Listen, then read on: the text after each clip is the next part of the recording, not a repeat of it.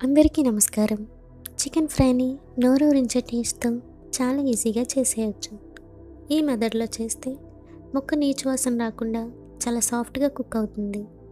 ఈ రెసిపీ కోసం ముందుగా ఒక మిక్సింగ్ బౌల్‌లో బాగా కడిగి శుభ్రం చేసిన చికెన్ 1 కేజీ తీసుకోవాలి. మనం కడిగేటప్పుడే కొద్దిగా పెరుగు వేసి కడిగితే ముక్కలు నీచు వాసన రావు. ఇప్పుడు ఇందులో 1 టీ స్పూన్ పసుపు, 1 టేబుల్ స్పూన్ ఉప్పు, 2 టేబుల్ స్పూన్ల కారం, 2 టేబుల్ స్పూన్ల అల్లం వెల్లుల్లి పేస్ట్,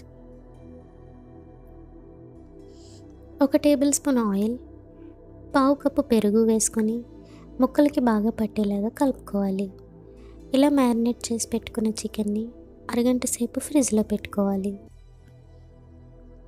ఇప్పుడు స్టవ్ ఆన్ చేసి పాన్ పెట్టుకుని 3 టేబుల్ స్పూన్ల ఆయిల్ హీట్ చేసుకోవాలి. నాన్ వెజ్ కర్రీస్కి ఆయిల్ ఎక్కువగా ఉంటేనే టేస్ట్ బాగుంటుంది.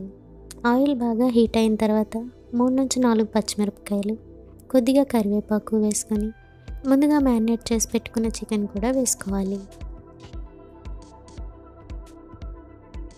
ఇప్పుడు మంటని హై ఫ్లేమ్లోకి అడ్జస్ట్ చేసుకుని చికెన్ని బాగా కలిపి మూత పెట్టి 5 నిమిషాల వరకు హై ఫ్లేమ్లోనే ఉడికించుకోవాలి.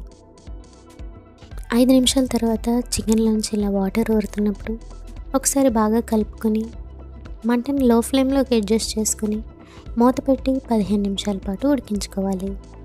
15 నుంచి 20 నిమిషాల తర్వాత ముక్క బాగా ఉడికి ఇంకా కొద్దిగా ఇలా వాటర్ ఉన్నప్పుడు 1 టీ స్పూన్ జీలకర్ర పొడి, 1 టీ స్పూన్ ధనియాల పొడి, 1 టీ స్పూన్ కారం, 1 టీ స్పూన్ గరం మసాలా వేసుకుని ఇప్పుడు మళ్ళీ మంటని హై ఫ్లేమ్లోకి అడ్జస్ట్ చేసుకుని మసాలా అంతా కూడా ముక్కలకి బాగా పట్టేలాగా కలుపుకోవాలి.